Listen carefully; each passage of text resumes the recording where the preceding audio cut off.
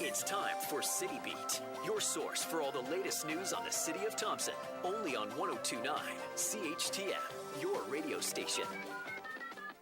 Good morning and welcome to this October 27th edition of City Beat here on 1029 CHTM. My name is Stuart Walter and my guest this morning is Mayor Dennis Fenske. Good morning.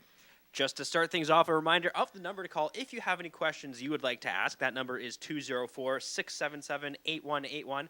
Give that line a call and the operator will answer it and pass your questions along. You can also email the questions in advance to CHTMnews@arcticradio.ca.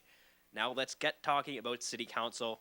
Last meeting, there was a letter from the province talking about the municipal operating and public safety grants. Could you talk a bit about that letter and the money that the city got from that? I understand that's one of the ones that went down, even though the numbers went up because of the provincial average in the census. Correct. And so we do receive a number of grants from the province of Manitoba, and this was notification, and it's normally a progress payment process in that we receive a certain number of checks throughout the year.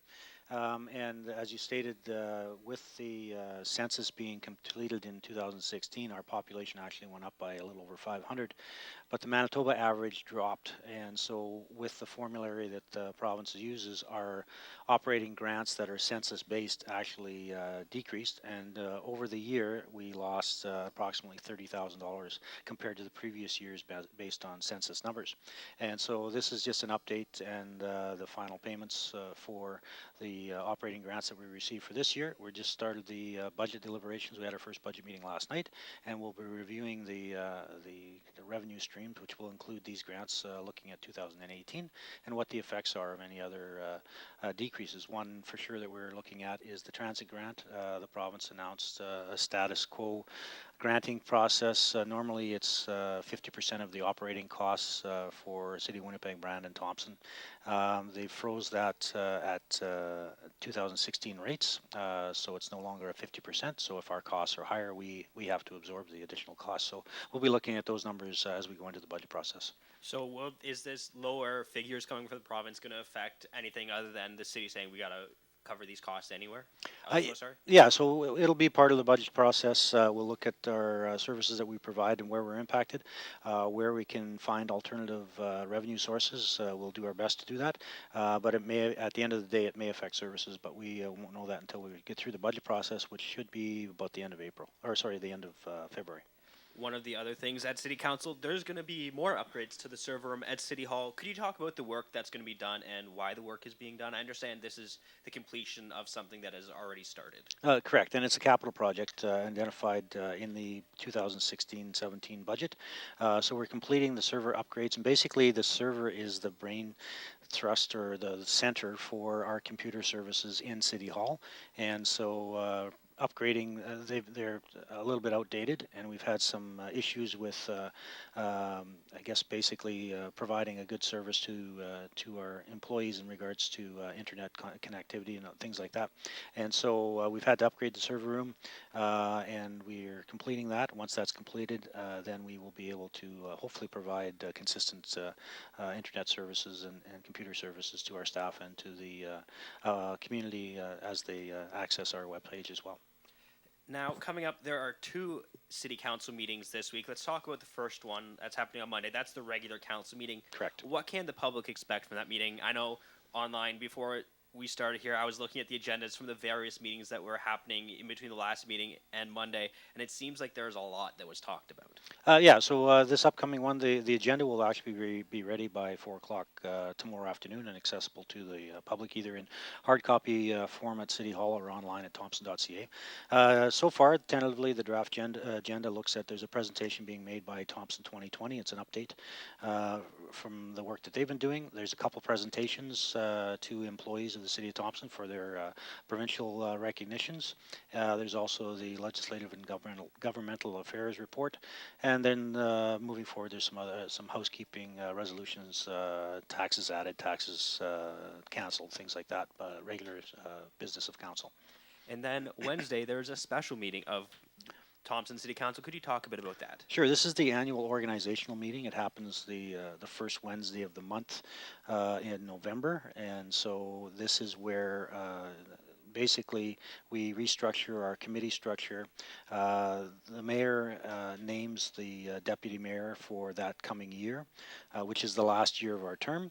The mayor also names the committee chairs. We have 8 committees that we work with, so they'll be we'll be naming, or I'll be naming 8 chairs, and then council elects the other members of each one of those committees. In the Liga committee, there's an additional 2 councillors, and the other committees there's an additional councillor on each one of those, and that's elected by the council at hand. And that's basically the business of the day. And then I believe this has been mentioned at previous council meetings, but you said there's the one councillor who's the chair, and then there's another councillor elected to committees. But Correct. all councillors are welcome to attend all the committee meetings, Absolutely. as far as I understand. Yes, that's correct. And also the public is open unless they're in camera where that's closed. But all the committee meetings are open to the general public as well. Moving on, there are a few events happening, not a terrible amount, but there are a few things. There's flu shot clinics going on right now. I believe that's at the TRCC today and tomorrow, and then moving to the mall, I understand, on Saturday? Yeah, and there's some employers that have flu shots happening on their sites as well. So it is flu season, and we encourage everyone to take the advantage to get the flu shot. And as we go into the flu season, hope nobody gets sick, but the flu shot is a preventative measure for that. Secondly, the big day on October 31st is Halloween. We want to talk a little bit about safety. Hopefully the weather will stay as it is and not get any colder or any more snow. We'd like to see a safe evening for everyone. It does get dark early as per normal, so we've got sunset around 5 o'clock, 5:30, somewhere in there. And so we encourage from the kids' perspective, make sure that if you are wearing any kind of facial mask or anything, that the eye holes are wide open or big enough that you can see, of course, and that you have reflective type clothing on so that drivers can see you. From the driver's perspective, be aware of your surroundings. Watch for the kids. They're not always going to use the crosswalk and cross at the corners of streets, so they'll be darting across the streets throughout the neighborhood, so just be cautious. We will have, as we normally do, the RCMP will have patrols, and as well as the fire paramedics and our community safety officers will doing additional patrols throughout the community just to make sure that everybody's safe. So the underlying theme is have fun, but be safe at the same time. And I also understand that the city's hosting a free, well, not a free skate, sorry, but a community skate at the CA Nesbitt Arena on Sunday as sort of a pre-Halloween event. Absolutely, and so we encourage the wearing of the costumes as well, and come down and have some fun. The third one I just want to touch on is the Manitoba Games. We're ongoing operations and planning for the Manitoba Games, which will be hosted on March 4th to 11th. Just a reminder to volunteers, different than in '94 where we just had to sign up in the paper process or at last minute. This time it's an online registration. We're encouraging everyone to work together and register online. The link to the Manitoba Games site you can find on Thompson.ca.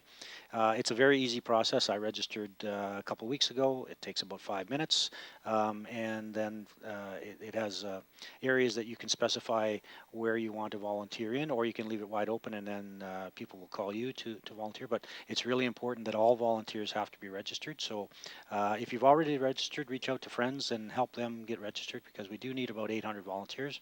And I believe we're about 25% of the way there. So encourage everyone to get registered for the Manitoba Games. And then just talking about that again a bit more, one of the problems that I've heard people talking about it is that a lot of people might not know how to register online or aren't the most computer literate people. So don't be afraid to ask people, or I'm sure if you get in contact with someone from the Games Committee, they'll be more than happy to help you either register you or walk you through the process. Absolutely, and I think there is an initiative coming from the Games that we're going to be reaching out to groups of people so that we can have mass registrations.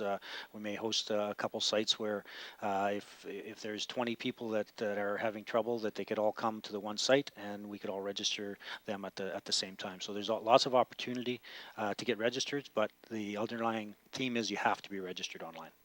And finally, let's move on. There's a bit of construction going on right now. Driving past there every few days, it's looking like it's almost done, but it's the McLean Park canopy. Could you give us an update on that? Absolutely, and I think your statement is correct in that I should be done today. I believe the last shingle should be put on. It's quite a stunning facility and canopy. Look forward to lots of use next summer as we host a number of events throughout the summer. And like I said, it's strikingly looking, and if everybody takes a chance to walk by, take a look at it. Well, thank you so much for joining me this morning. Thank you. If you have any questions you'd like answered in it next week, email them in advance to CHTMnews@arcticradio.ca. For City Beat here on 102.9 CHTM, I'm Stuart Walter.